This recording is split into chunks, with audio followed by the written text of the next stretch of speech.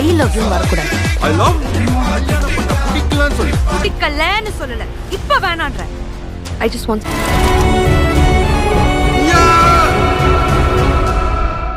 இந்த படத்தை பார்க்கலாமா வேணாமான்னு இப்போ பார்த்துருவோம். இந்த படத்தில் கதை எடுத்துட்டிங்கன்னா ரொம்ப பெரிய அளவுலாம் இல்லை.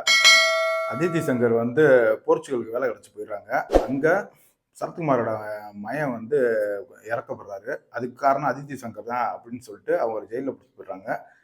இங்கேருந்து நம்ம ஹீரோ போர்ச்சுகல் கிளம்பி போய் அதித்தி சங்கர் எப்படி காப்பாற்றினாரு, இவங்க ரெண்டு பேரும் ஒன்று சேர்ந்தாங்களா இல்லையா, இதை சொல்கிறது அந்த படத்தோட கதை. இப்போ இந்த படத்தில் பாசிட்டிவ்னு பார்த்தீங்கன்னா ஃபஸ்ட்டு பாசிட்டிவே யுவன் சங்கர் ராஜா தாங்க. மனுஷன் மியூசிக் மிரட்டிருக்காருங்க.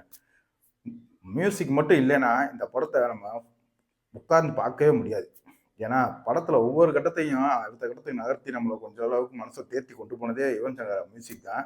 தலைவன் கம்பேக்குங்க. உண்மையிலேயே தொலைஞ்ச மனசுன்னு ஒரு பாட்டு வரும். உண்மையிலே தொலைஞ்ச மனசு தாங்க, செம்மையாக இருந்துச்சுங்க. யுவன் வாய்ஸ் வேற லெவல் அந்த பாட்டு. படத்தில் அப்புறம் இவங்க ரெண்டு பேத்துக்குமான அந்த காதல் சீன்ஸு இதெல்லாம் கொஞ்சம் ஓரளவுக்கு ஓகே இருந்துச்சு.